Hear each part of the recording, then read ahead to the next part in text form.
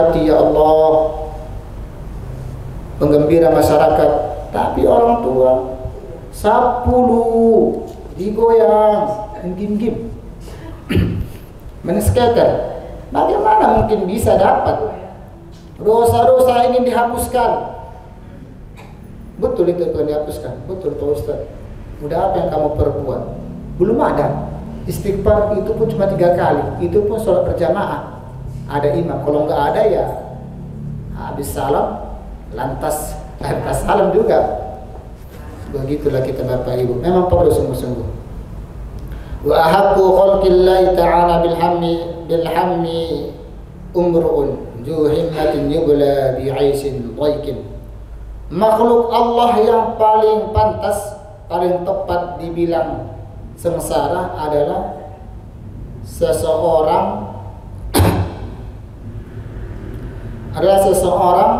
yang ingin mendapatkan kemuliaan namun hidupnya sempit, miskin. Itu orang paling sengsara. Sekarang ini banyak orang mengaku sengsara banget, anak-anak banyak, istri masih sebuah jualai. Iya begitu orang sekarang ini Ibu. Anak udah banyak, istri masih 1 lagi. Hidup pas-pasan. Contohnya kan, dicari pagi, tidak sampai patang itu, di tengah jalan habis. Tidak sampai patang, tengah jalan habis. Kata orang tuh sengsara mana mungkin? Masih merasa sengsara, tapi kata ulama itu bukan orang yang sengsara, tak pantas dia sengsara. Nggak pantas. Tapi yang sengsara itu, yang pantas disebut orang sengsara adalah orang yang punya keinginan, cita-cita yang tinggi, namun hidupnya sempit. Siapa itu? Ini saya gambarkan ini Bu. Kalau di pesantren ini luar biasa gambarannya. Di pesantren itu Bapak Ibu banyak orang. Kalau pesantren kami itu jumlah muridnya sekitar 30.000 orang.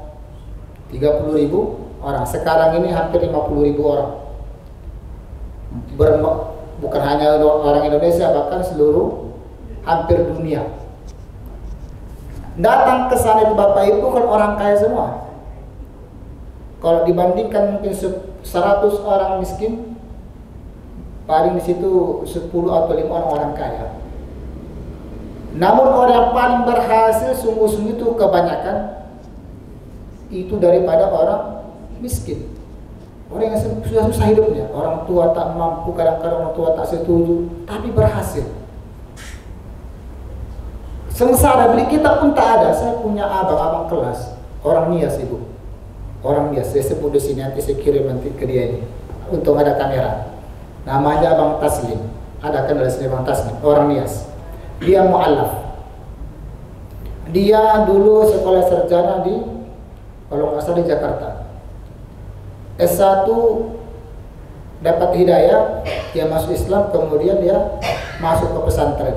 Umur pesantren itu dia umur 30 tahun lebih, masih kelas 1 Iqra. Ya mu'allaf namanya. Bapak Ibu kehidupannya sempit, susah. Bahkan sesekali beliau itu mengambil odol-odol bekas. Odol-odol bekas. Kadang-kadang kita masih belum menangis nak beliau itu. Udahlah Bang, gak usah lagi mengambil lagi itu. Di kamar banyak odol. Sabun pun tak ada. Memang tak ada biaya hidup dia nih. Dia di pesantren hanya bermodalkan khidmat, nggak bayar, tapi khidmat. Mendidik adik-adiknya, memberi makan, menyapu, begitu Ibu. Kadang-kadang membasuh kamar mandi, nggak punya duit.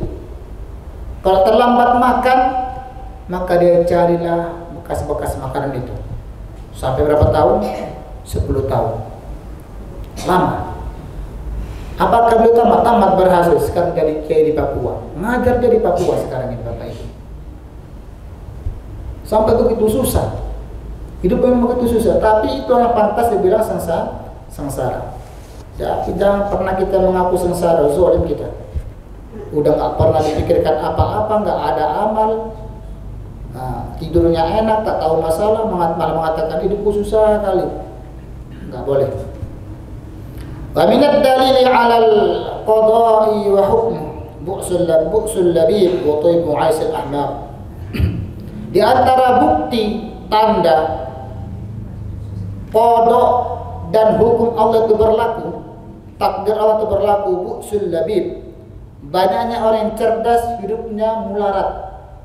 Orang cerdas hidupnya mularat, pedih hidupnya, susah hidupnya. Wa tayyibu aisil ahmar, sementara orang yang dungu, orang yang bodoh dan tolol hidupnya berlimpah ruah. Sebagaimana pepatah mengatakan, kam alimin a'yat majahibahu kam jahilin tarahu marzuqa. Banyak orang yang pintar, sangat pintar, namun hidupnya sempit. Banyak orang bodoh, sangat bodoh, tapi rezekinya berlimpah ruah. Ini salah satu tanda kodok dan hukum Allah itu berlaku. Kaya bukan karena kecerdasan, tetapi itu karena takdir dari Allah Subhanahu wa Ta'ala. Kenapa begitu Pak Ustadz, orang kaya, orang-orang cerdas itu kok banyak yang mularat? Ya kan begitu. Kenapa seperti itu? Dijelaskan di sini. Lakinna man ruziqal hijahu limal gina diddani yaftariqani ay tafarruqi. Jadi kita jangan buka berarti bos lagi belajar. Kenapa? Nanti kau pintar nak. Lalu kenapa mak? Kata Ustaz Gopur tuh kalau pintar nanti rezekimu sempit, bodoh aja kau. Bukan seperti itu Bapak Ibu. Kita ini bukan ngajar orang bodoh. Ini kita belajar takdir dan hukum Allah. Kenapa orang pintar cerdas itu hidupnya sempit? Begini alasannya itu. Orang yang cerdas itu terhalang rezekinya. Diddani yaftariqani. Semisal suatu perkara, dua hal yang berlawanan. Jadi kaya dan cerdas ini Ibu seperti dua hal yang berlawanan yang tidak mungkin disatukan. Kenapa? Orang cerdas Bapak Ibu itu yang dipikirkannya apa? Halal atau haram. Halal atau haram. Subhat atau tidak. Bukan hanya perkara haram, subhat pun dijauhi. Bukan hanya subhat, halal pun disikit-sikitkan. Halal ini baik, tapi halal ini mendatangkan ridha Allah apa tidak? Membuat aku tambah dekat kepada Allah apa tidak? Sehingga dia terhalang dari untuk perkara dunia. Paham Bapak Ibu? Perkara itulah menghalang dia dari untuk mendapatkan dunia. Memang dunia tak banyak dia Bapak Ibu. Namun secara hakikatnya dia mendapatkan segala-galanya. Keduniaan tak dia dapatkan. Harta dunia tak ia dapatkan, namun hakikat dunia dia dapatkan segala-galanya. Apa hakikat dunia? Nah, sekarang kita mengatakan orang kaya sudah punya segala-galanya. Hakikat dunia tidur enak, makan enak, terus bisa karai ketek, karai gadang. Habis, lepas, itulah nikmat dunia. Kita ulangi lagi, bisa tidur enak, makan enak, bisa karai ketek, karai gadang. Itulah dunia Bapak Ibu. Sempat ada orang sekarang ini Bapak Ibu, orang kaya dia, tapi ada jantungan. Kopi pun tak mau lagi minum. Kopi tak mau lagi. Takut dia. Kambing dia udah paling nikmat, daging paling sehat itu daging kambing. Sate yang paling enak itu sate kambing, apalagi sate Madura. Disuguhkan, nggak mau dia. Duitnya banyak bisa beli, tapi nggak berani beli. Susah apa tidak ini? Apalagi dia kaya, makan enak, minum enak, tapi nggak bisa karai ketek, karai gadang. Cilaka Ibu. Habis. Jadi dulu ada seorang raja memanggil seluruh alim ulama. Raja ini dibangun istana yang megah sekali, yang megah sekali. Kemudian dikatakan raja ini, apa yang kurang lagi? Maka seluruh ulama mengatakan, Masya Allah, tak ada kurangnya, bagus sekali, dah lengkap segala-galanya. Dia bangun, dia buat semacam istana, istana surga, istana di bawahnya ada air yang mengalir, ada ikan-ikan yang berenang, transparan. Maka satulah mengatakan, satu yang kurang raja. Apa itu? Kata raja ini, apa yang kurang itu? Ketahuilah raja, sesungguhnya yang engkau bangun ini tak ada harganya, lebih mahal lagi segelas air kencing. Oh, marah raja itu, marah raja itu. Yang kurang ajarnya kau, mentang-mentang kau ulama patin-patin kali lah kau menghina-hina aku ini. Betul raja, tak ada harganya ini. Bahkan tak ada harganya segelas air kencing. Maka ulama tadi jelaskan, wahai raja, seumpama hari ini kau sakit, gak bisa kencing, dan kau berobat kemana-mana gak sembuh-sembuh, hanya aku yang bisa mengobatimu, hanya aku yang bisa mengobatimu. Kemudian aku tawarkan, wahai raja, aku mau mengobatimu dengan syarat seluruh istanamu aku punya, mau nggak engkau berobat? Maulah kalau begitu, daripada aku mati. Berarti raja, sekarang itu istana beserta isinya tidak sebanding dengan segelas air kencing. Begitu Bapak Ibu, udah sakit ini seluruhnya kan kita korbankan. Betul apa tidak itu? Hah? Ada nggak orang sekarang ini nggak bisa kencing? Dia punya Fortuner, dokter bilang begini, harganya sekian. Dia mau harus jual itu mobil Fortuner itu, tapi dia nggak mau. Ada nggak orang seperti itu? Mana ada? Apapun yang ia punya akan dia korbankan untuk segelas air seni. Luar biasa Bapak Ibu. Begitulah hidup ini. Tamannaita an tamshiya tamannaita an tumsi faqihan manaziran bighairi ana'in wal jununu fununu.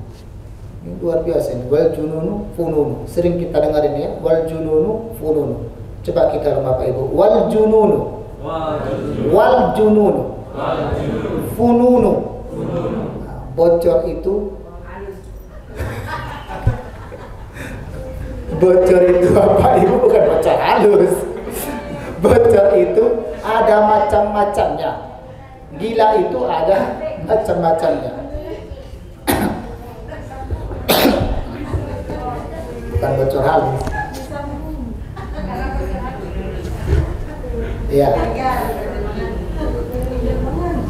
Tamannaita an tumsi faqihan manazir. Bapak Ibu, engkau berharap menjadi seorang faqih, ahli, manaziran yang lihai. Engkau berharap, berangan-angan, bercita-cita untuk menjadi seorang ahli ilmu yang lihai, faqih. Namun bighairi ana'in, tidak mau susah, tanpa ada kesusahan. Maka orang seperti ini Bapak Ibu disebut gilo. Wal jununu fununu, memang gilo itu ada macam-macamnya. Ada bocor gadang, ada bocor halus. Ada bocor halus banyak mana bocornya, tidak bisa tambah lain. Kalau bocor halus cuma lubang saja masih bisa dipakawan. Yang jadi masalah ke bocor halus kiri kanan muka belakang, hati bawah. Tidak ada tutup lain. Walaysa iktisabul mal duna masyaqqah tahammalaha fal ilmu kaifa yakun. Mencari harta saja tidak akan berhasil tanpa menanggung kesulitan. Mencari harta Bapak Ibu tak akan berhasil tanpa menanggung kesulitan. Laki kita Bapak Ibu, laki kita Belum barangke kalawi ala susah itu. Percaya enggak? Mau cari Bapak Ibu. Kadang-kadang pai kapalangganan. Pak, barangke ambo kini kok.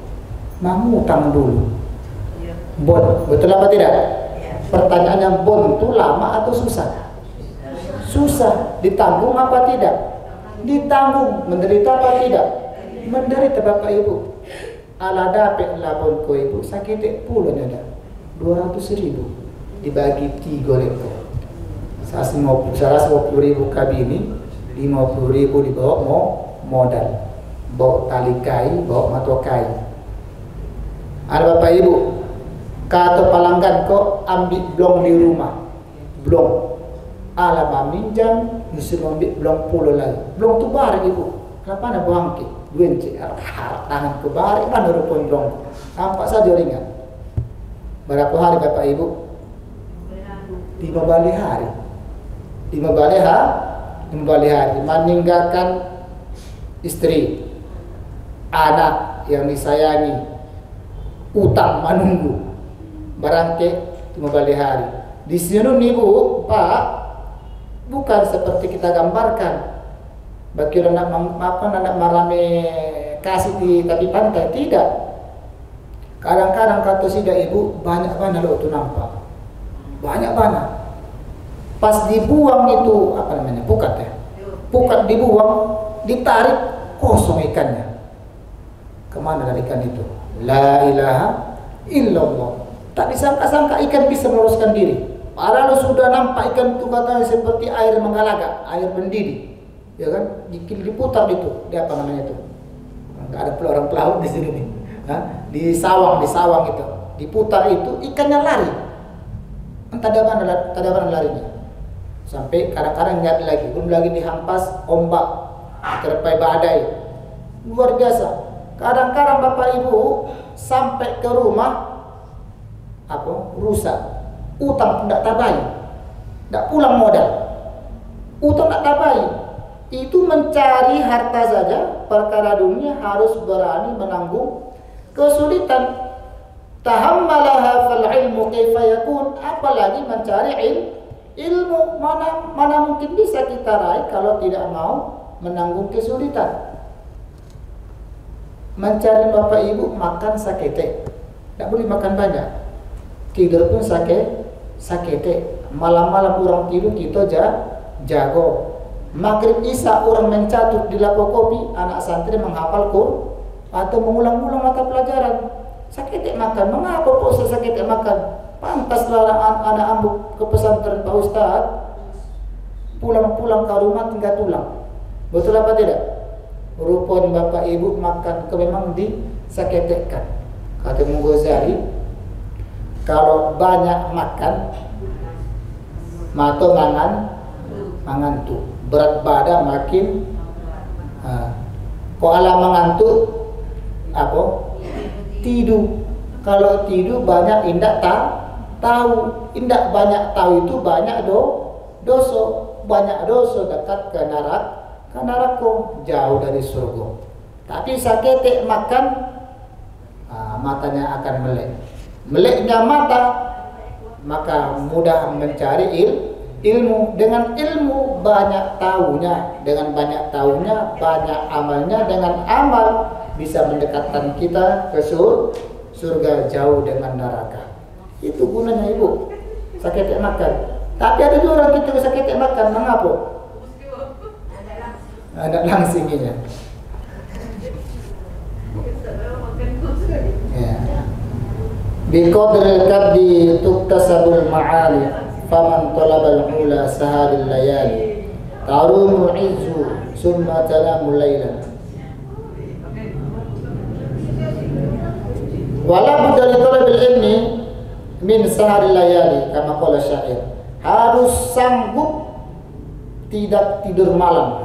Pencari ilmu harus sanggup tidak tidur malam, harus sanggup bergadang. Saya pernah tanya ini sama ada ulama, dia dulu pengawal presiden kelima. Gus Dur itu presiden berapa? Kelima. Dia Banser. Tapi ulama juga beliau di Wali Kukun di Ngawi sana. Saya pernah ke pesantren beliau. Saya datang ke sana jam 10 malam. jam 10 malam, maka itu anak santri baru belajar. Maka sebelum tanya beliau memberikan pertanyaan dan jawaban sendiri. Tahu nggak kalian kenapa saya suruh orang itu pagi kerja nyangkul, muli, kemudian nanti maghrib wiridan, bisa makan, nanti jam 10 malam baru belajar sampai subuh. Tahu nggak katanya? Nggak tahu Pak Kiai. Nih saya kasih tahu. Rupanya kalau kita di siang hari mengisi bensin, maka antrinya panjang katanya gitu. Tapi kalau kita ngisi bensin di malam hari, maka tidak antri. Memang Allah la yanam, tidak tidur. Ya, Allah tidak tidur.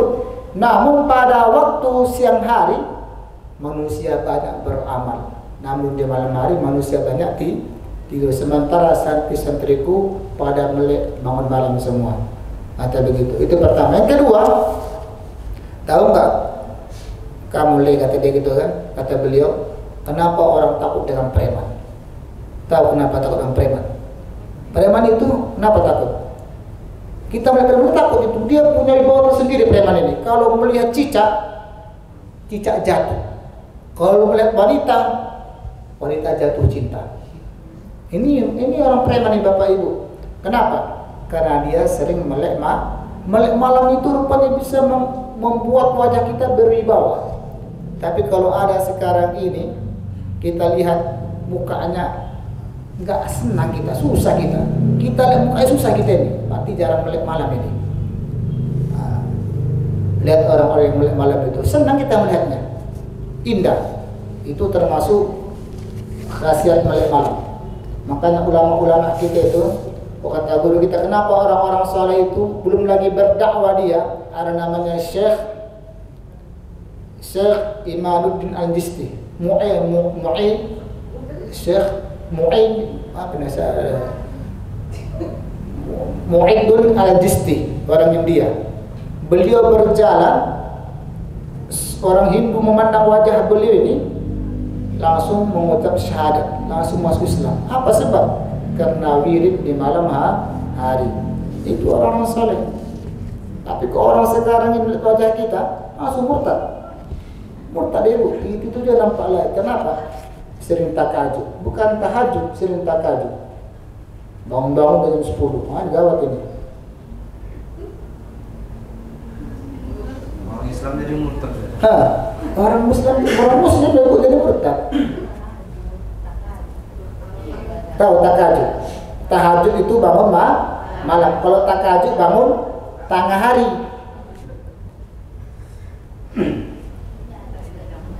Anda salat ibu? Belum ya? Faman talabal ula sahril layali tarum 'indu summa tanamu lailan. Engkau menginginkan kemuliaan tapi tidur nyenyak di malam hari. Padahal orang yang mencari mutiara saja rela menyelam ke dalam lautan. Yaqusul bahra man talabal lalali. Orang mengambil mutiara ibu, Pak, rela menyelam lautan. Saya pernah menyelam lautan. Dulu saya pengen belajar dulu. Saya bilang sama abang saya, ada abang saya masuk penyelam. Dia bilang begini, Bang, saya bilang begini, Bang, abang kan dah lumpuh dia kena air keras itu. Rupanya air keras ini ibu, kalau kena kaki katanya lumpuh, betul apa tidak itu? Tapi ketika dia ke laut juga dipapa. Tapi sampai nanti dia ke laut nyelam, itu kakinya utuh lagi, bisa bergerak-gerak sampai ke atas lumpuh lagi. Nggak tahu kenapa begitu. Itu begitu ya? Orang lumpuh kena air keras, ke darat dia kan lumpuh. Tapi nanti ketika dibuang dia ke laut, menyelam lagi, itu kakinya itu sembuh seperti semula, sedia kala. Saya bilang begini, Bang, nggak usah lagi menyelam lagi, abang bilang gitu. Abang udah tua, kaki udah lumpuh. Kau nggak tahu katanya, indah kali lautan itu. Aku kalau pengen hidupku di dalam lautan itu aja katanya. Indah kali kata dalam lautan itu, nampak bermacam-macam ciptaan Allah, indah. Seolah-olah dia tak pengen ke atas lagi. Begitu kata orang penyelam. Makanya orang penyelam sangat susah kalau tidak menyelam ke dalam lautan. Saya coba ibu menyelam itu 10 meter pekat telinga. pekak telinga, sakit kali telinga ini. Betul apa tidak itu? Coba aja latih menyelam. Itu berani menanggung selesai untuk mendapatkan mutiara ataupun kemuliaan. Kita ini santri atau orang beriman ingin punya derajat tinggi di surga di sisi Allah Subhanahu wa taala, tapi tak mau melek malam, tak mau tahajud. Cobalah ibu sekali-sekali kita tahajud. Bangunkan suami. Membangunkan suami ini kata orang India, jangan suruh tahajud. Ya, Pak Tua ya. Jangan suruh tahajud. Ibu, oh ibu, mau enggak teknisi cara membangunkan suami untuk tahajud? Mau tidak? Mau. Dengarkan. Kemarin jam 3 malam masakkan mie. Masakkan mie. Alah, elok kopinya. Katakan ke abang tu, bawa kamu konyo, cium-ciumkan dulu dekat ada bau pak. Bang, makan yuk, makan malam. Pangga hatinya itu adalah siang ibu. Ada kopi, anak kau siap kopi bang dah. Dah siap kopi bang. Kakak itu, lama langsung makan ibu. Habis itu tanya, datang yang abang. Udah deh, mengapa dia mau tahajud kita mau? Baru bangun tahajud, jangan suruh bang tahajud bang. Aku sudah tahajud atau doanya. Disuruh kita tahajud ibu, tapi dengan hikmah. Inilah amalan orang-orang muslim di India. Datang tamu, membangunkan tamu itu ibu, dimasak dulu chai, kopi. Cara bangunkannya bukan tahajud, tapi suruh makan. Udah kenyang, masih lama dah, masih ada waktu tahajud. Begitu caranya, insyaallah ibu. Insyaallah kurang lebih mohon maaf. Assalamualaikum warahmatullahi wabarakatuh. Ada pertanyaan? Oh, ya, sedikit lagi. Silakan bertanya. Iya Ustaz, tolong jelaskan konsep takdir atau qadar tadi dalam Islam dengan kebebasan manusia untuk melakukan pembuktian sendiri. Takdir? Iya, konsep takdir dengan kebebasan manusia untuk melakukan pembuktian. Takdir itu ada dua. Secara garis besarnya ada dua. Ada takdir mu'allaq, ada takdir mubram. Mu'allaq itu takdir yang langsung Allah, jodoh, mati, rezeki. Ada takdir mubram. Makan itu datang dari Allah, tapi kita ada ikhtiar, ada usaha. Maka untuk mendapatkan makan itu sendiri kita harus butuh kerja. Dan kerja itu pun juga takdir dari Allah. Itu secara garis besar. Ya. Aku pengen kaya, tak usah takdir Allah kaya, tidak bisa. Tetap kita ada ikhtiar, karena itu takdir mubram. Ada Allah itu mati, ajal, jodoh, celaka, itu takdir Allah Subhanahu wa taala yang tidak dapat kita tahu. Pada intinya takdir kita itu ditentukan dengan takdir Allah Taala juga. Apa maksudnya kan? Seperti pepatah mengatakan, seperti sabda Rasulullah, tidak ada yang bisa mengubah takdir kecuali dengan doa. Bencana itu ibu kok sudah datang, ya menimpa kita. Kalau takdir Allah kena pasti kena. Kalau tidak kena pasti tidak kena. Di antara kita menghindari takdir itu dengan berdoa. Berdoa kita ini pun takdir dari Allah untuk menolak bala Allah. Paham ya? Wallahu a'lam bishawab. Cukup ya? Assalamualaikum warahmatullahi wabarakatuh. Waalaikumsalam.